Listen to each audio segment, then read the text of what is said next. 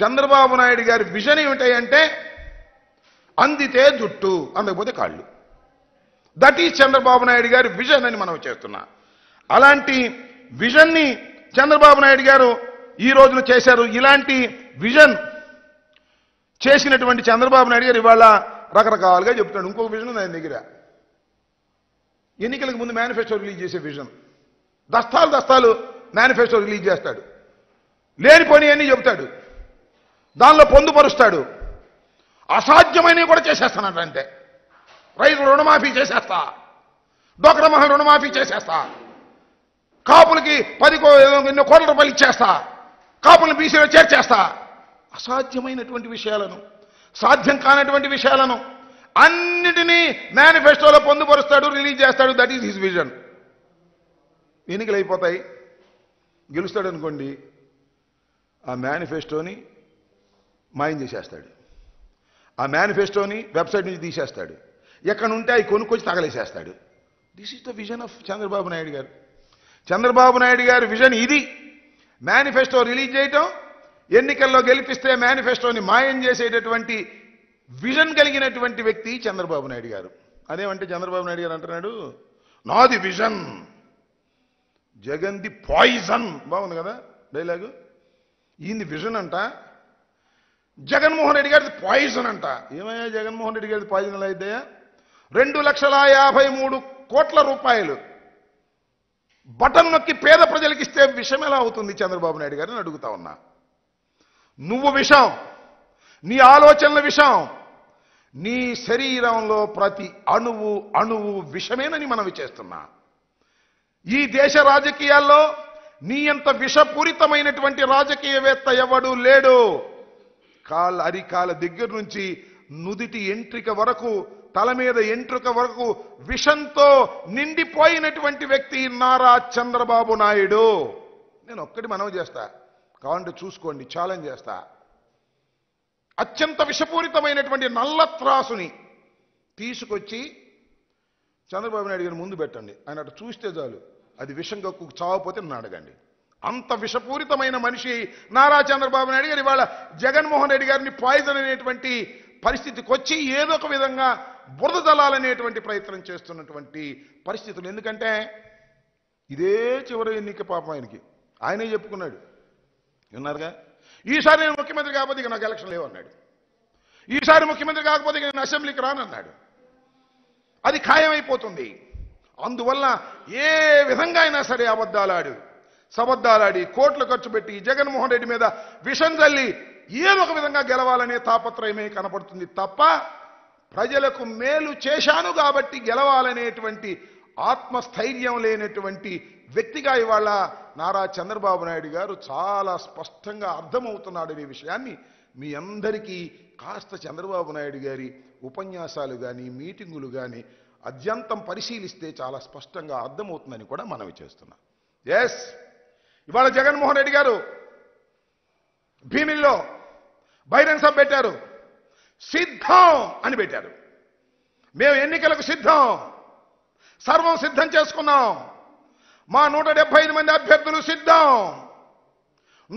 25 మంది పార్లమెంటు సభ్యులు సిద్ధం, మేము సిద్ధంగా ఉన్నాము, ప్రజలకు మేలు చేశాము, రాబోయే ఎన్నికలకు అడుగులు వేస్తున్నాము, మేము సిద్ధంగా ఉన్నాము అని చెబుతుంటే చంద్రబాబు నాయుడు గారు అంటున్నాడు సిద్ధమని.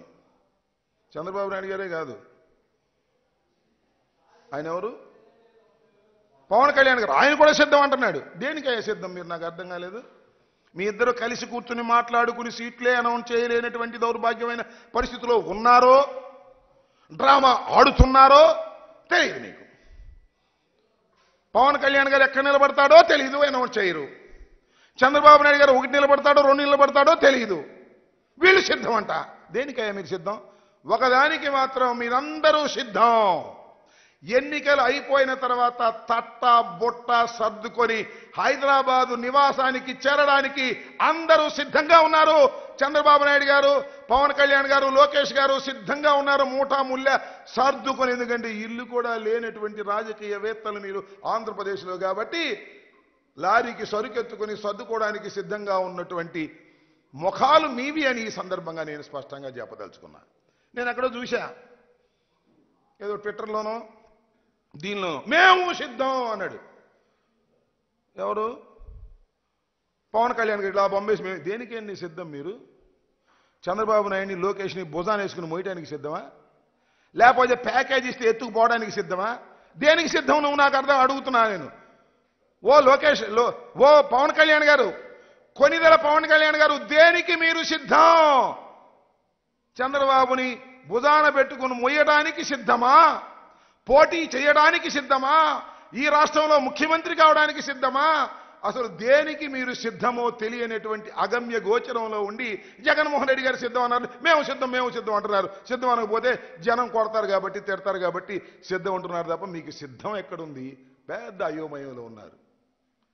మళ్ళా మీరు ఓడిపోతామనే భయంతో ప్రయాణం చేస్తున్నటువంటి విషయం చాలా స్పష్టంగా అర్థమవుతుందని కూడా ఈ సందర్భంగా నేను మనవి చేస్తున్నా.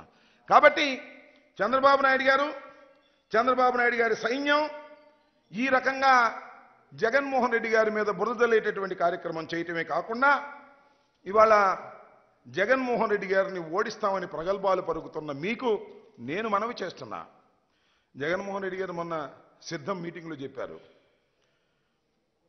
కౌరవ సైన్యం మీది.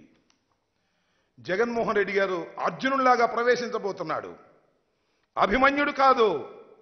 ఎంతమంది వచ్చినా, ఎంత సైన్యం వచ్చినా అంత సైన్యాన్ని జయించి పద్మవ్యూహాన్ని కూడా ఛేదించి మళ్ళా తిరిగి ఈ ఆంధ్రప్రదేశ్లో వైఎస్ఆర్ కాంగ్రెస్ పార్టీ జెండాని ఎగురవేయడానికి సిద్ధంగా ఉన్నటువంటి వ్యక్తి జగన్మోహన్ రెడ్డిని మనవి చేస్తున్న కారణం ఒక్కటే, 5 సంవత్సరాలు చిత్తశుద్ధిగా పరిపాలన చేశాం.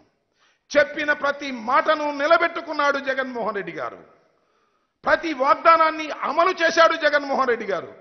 మేనిఫెస్టోని పట్టుకొని తీసి ఒక్కొక్క పాయింట్ని టిక్ చేసుకుంటూ పరిపాలన చేసినటువంటి గొప్ప ముఖ్యమంత్రి జగన్మోహన్ రెడ్డి గారు. మేనిఫెస్టోని దగా చేసి తగలేసిన దౌర్భాగ్యులు మీరు. ప్రజలు చూస్తున్నారు, గమనిస్తున్నారు. ప్రజలకంత తెలుసు. ఓట్లు వేసేటప్పుడు ప్రజలు దాన్ని ఆలోచించి ఓటు వేస్తారు. జగన్మోహన్ రెడ్డి గారు లాంటి ఒక గొప్ప నాయకుణ్ణి పోగొట్టుకోవడానికి సిద్ధంగా లేరు. మళ్ళా తిరిగి ఈ రాష్ట్రంలో ఆయన్ని ముఖ్యమంత్రిగా చేసి సంక్షేమ కార్యక్రమాన్ని, సంక్షేమ పాలనని కొనసాగించడానికి సిద్ధమవుతున్నారు ప్రజలు. మేము సిద్ధంగా ఉన్నాము. ప్రజలు ఫ్యాను గుర్తుకు వేయడానికి సిద్ధంగా ఉన్నారు. జగన్మోహన్ రెడ్డి గారు 2,52,000 కోట్ల రూపాయలు నొక్కి బటన్ ఉన్నాడు. ప్రజలు మళ్ళా ఎన్నికలు వచ్చినప్పుడు ఫ్యాను గుర్తు మీద 2 సార్లు నొక్కి రుణం తీర్చుకోవడానికి వారు సిద్ధంగా ఉన్నారు. జగన్మోహన్ రెడ్డి గారు సిద్ధంగా ఉన్నారు. మధ్యలో దిష్టి బొమ్మల్లాగా మీరు మధ్యన నిలబడున్నారు. మీరు సిద్ధంగా ఉన్నారు. త్వరలోనే ప్యాకేజ్ తీసుకుని ప్యాకప్ అయిపోయి వెళ్ళిపోవడానికి సిద్ధంగా ఉన్నారని ఈ సందర్భంగా మీ ద్వారా వారికి చెప్పదలుచుకున్నానని మనవి చేస్తున్నాను.